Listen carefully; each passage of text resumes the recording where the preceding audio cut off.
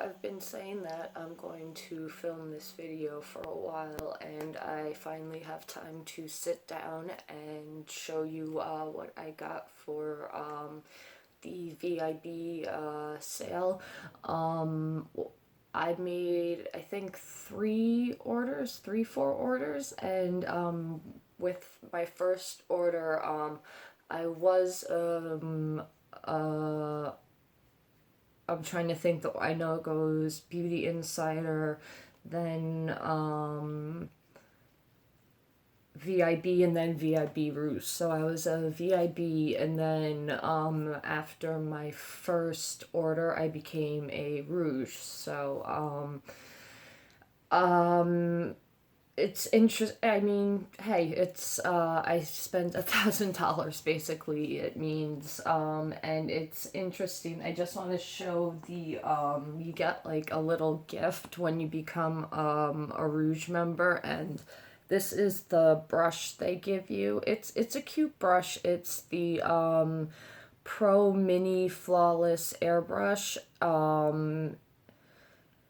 Number 56.5, and when I looked it up, this is the mini version. There's a full-size version too. This is $20 and the full-size version is $35. So for spending $1,000 you get a $20 brush. They don't even give you the full-size brush. I would have preferred the full-size brush. It's not a bad brush. I use it to buff out my highlighter or put blush on, but I just think it's funny that for spending a G you get a $20 little brush. But hey, I just thought it was funny. So let me get on with the haul. I bought a lot of palettes, mostly holiday palettes, so let's get this started.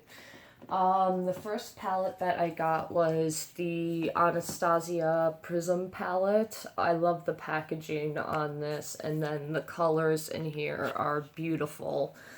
I love these colors. You get a bunch of duochromes and mattes, and you get some bright pops of color. I really like this palette. I bought Subculture. I didn't have a problem with Subculture. I waited till it came out in Sephora, maybe by then, because I've heard they've fixed the problem with what all the beauty influencers were saying was wrong with it. I think a lot of them were being just over dramatic for views, my personal opinion, because I never had a problem with that palette, and don't have a problem with this palette either. So yeah, got the Anastasia Prism palette, beautiful. Then the next 3 palettes I got a lot of the higher expensive palettes because it was 20% off, and some of these it was like I want to get them but I'm not gonna pay the full price for them. So that's definitely how I felt about the Sephora Pro palettes. I did get all 3. They are good palettes for what they are. They're good palettes. This is the Cool Tones palette. I love it. This is my second favorite palette. My favorite palette though of these is the the Editorial one. This is the Editorial one. I like how they made the front Sephora Pro typography different colors, so like you can just pull it out and you know it's the Editorial one because this one's the blue holographic one, and then the cool is silver and the warm is gold. But let me show you the inside of the Pro palette.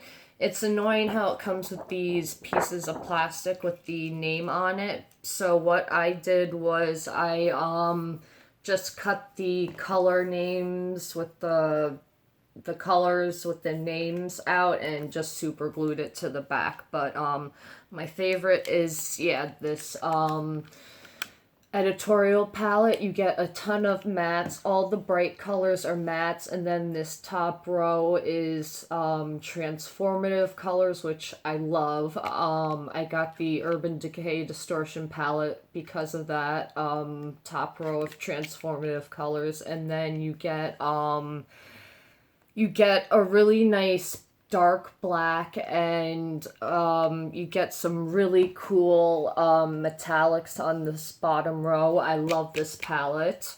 This is, if you're really into, let me just show you some swatches of like how amazingly pigmented this is.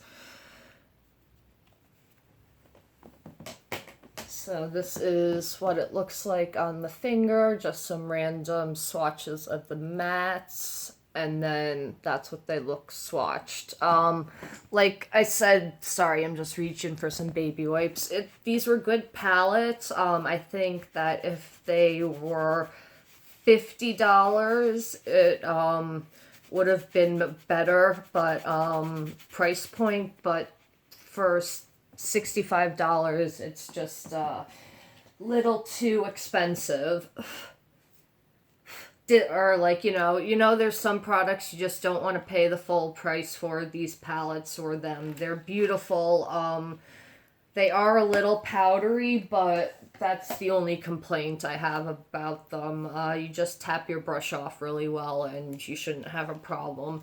And then, well, this is the warm color palette. Just a bunch of basic, boring, warm colors. I got this one because I was going through my collection and I noticed that I had a lot of colorful palettes, a lot of like glittery eyeshadow toppers and stuff, and I did not have a lot of warm palettes, so that's why I got the warm palette. I wasn't even gonna get that palette originally, but I guess it was just the sale, man. The sale made me do it. The one thing I do want to say with the Editorial palette is it can stain if you don't use a base. So do use a base or a primer underneath it. In general, you want to use a base or a primer underneath your eyeshadows.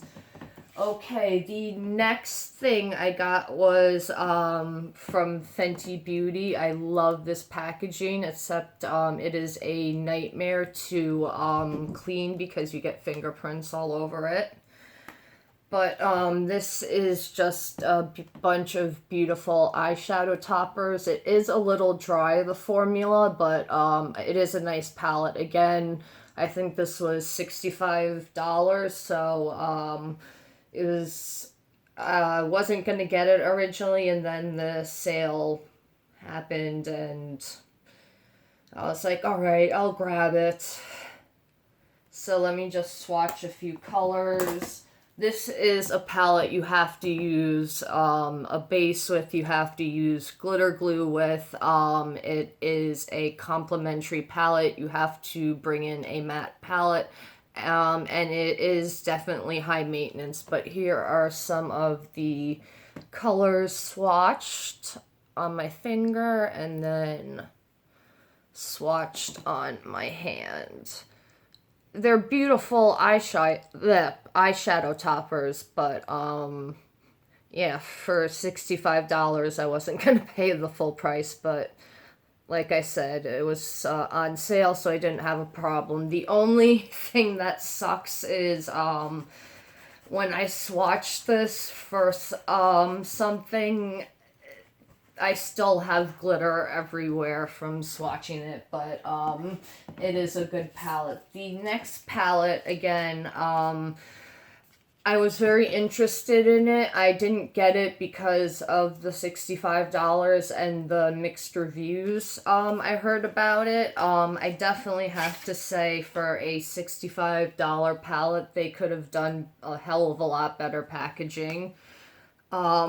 These are what the colors look like. They are beautiful. I do have to say that the mattes definitely are not the most pigmented. For a $65 palette, I would definitely, think that the mattes would be extremely pigmented like the Sephora Pro palette. They're not. So the mattes you do kind of have to build up. The glitters I like. The textured ones can look a little funny.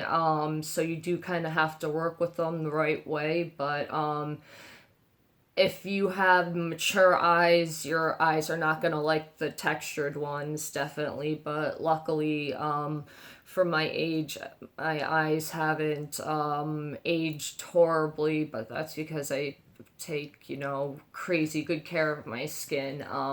That's my second part of my haul is I went crazy on skincare because I love Sunday Riley and Drunk Elephant, and those guys are expensive, but you'll see that in the next haul. But yeah, this is a good palette, but again, I don't think it's worth the price point, and I definitely think that they could have done a better job with the packaging.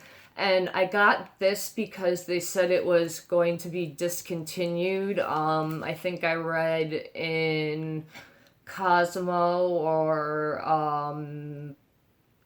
Elle magazine. No, it was Allure. I think I read in Allure that how they were discontinuing this in August, and I saw that it went out of stock, and then I bought it and it went out of stock, and then they restocked it like again. So I think this is going to be one of those palettes that magically never gets discontinued. Okay, we're almost done here. The next thing I got was I'm a highlighter junkie, so I had to get the newest glow kit from Anastasia, the sugar glow kit. I didn't get the sweets one, so since I missed out on that one, I don't have the other highlights that came out. I think it's Gumdrop is the only new highlight in here, and then these three are repeats. One was from the Gleam kit and two was from the Sugar kit.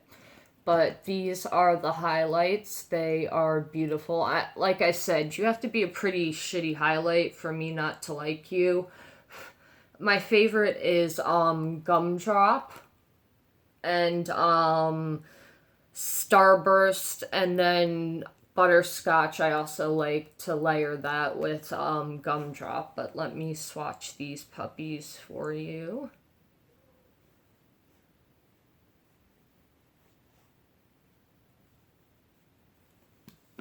So this is what they look like swatched. Beautiful, of course.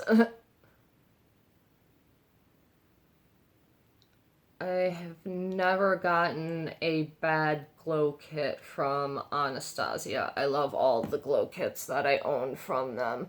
So that's what they look like swatched. Sorry, and then that's what they all look like. Beautiful. These ones are more of that kind of like wet highlight look and not that they do have a metallic look to them, but they're not crazy metallic. And just Gumdrop has a little bit of glitter in it, but it's not crazy. You don't it doesn't really show up on your face, I think. Okay, we've got two more palettes to go. The next one is just again, I never got around to buying this palette, and I figured, hey, since it's on sale, let me grab it. That's a horrible philosophy to have, but hey, YOLO, I guess, as the kids say. So this is the Tartist Pro palette. It has the this row of duochrome colors. Not all of them are duochrome, some of them are. And then you have all of these matte colors. I like this palette. And it also smells like kind of vanilla-y and chocolatey. So nothing bad to say about this palette so far. I've only played around with it a little bit, but yeah, I like it so far. I've been throwing it. This has been a good palette to, you know, like use with the Rihanna palette or any of the Sephora Pro Editorial one, like any of these palettes that you need a matte palette thrown in. This palette's been really good for that. And then last but not least, I got from Kat Von D the Saint and Sinner palette. I love Kat Von D. The biggest makeup regret I ever have was not getting the Mi Vida Loca Remix palette. And she hasn't put that up for sale again. Like I saw on Cyber Monday, she threw up the Serpentina palette for a little bit, and that baby sold out like that.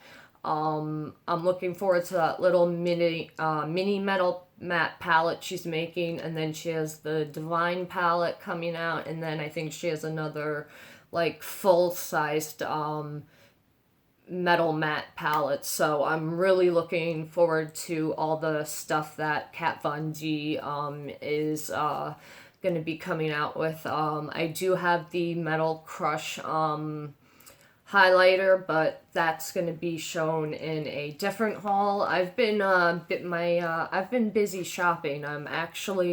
I never thought I would say this. I am shopped out. I am taking right now, like, I'm on a low buy. There are just certain brands that I'm going to allow myself to buy stuff from. And then, yeah, I've kind of had it with all this consumerism and everything. And I just want to enjoy all of the makeup that I have gotten. But, yeah, I haven't even shown you the palette. Okay. So the packaging, of course, it's Kat Von D. It's top notch. She always has the best packaging. But you get out of your box. You don't want to come out. Okay. So it looks like a stained glass window is what, and she was inspired by like cathedral churches and all that beautiful Gothic architecture. And then when you open, it's a little annoying having to open the palette. You've got two mirrors here, and then this is what it looks like. It's beautiful. I've heard some people complain like the colors are all jumbled up, and I've seen like on Reddit pictures of where they've like depotted and rearranged the colors, but I mean, I like the way it's set up, and I think it's a gorgeous palette. Like I said, I wasn't going to miss out on this one, especially after missing out on the Mi Vida Loca. I definitely haven't missed a holiday palette since then. I have the Metal Matte palette. This is beautiful, and the packaging is amazing. Kat Von D makes the best, is I think like second best to Juvia's Place for me in eyeshadows. So beautiful, and I love this palette. So that was the haul that made me a Rouge member, and now I have the problem of packages showing up too quickly at my apartment. But yeah, I hope you liked my little haul, and I do have I think I'm just gonna throw the other two parts of that haul together because they weren't as big orders as this order was. And then I have my Black Friday Cyber Monday haul, so I do have a few more hauls for you guys. Hopefully you're not sick of them. But thank you for watching, and I will speak to you guys again soon. Bye!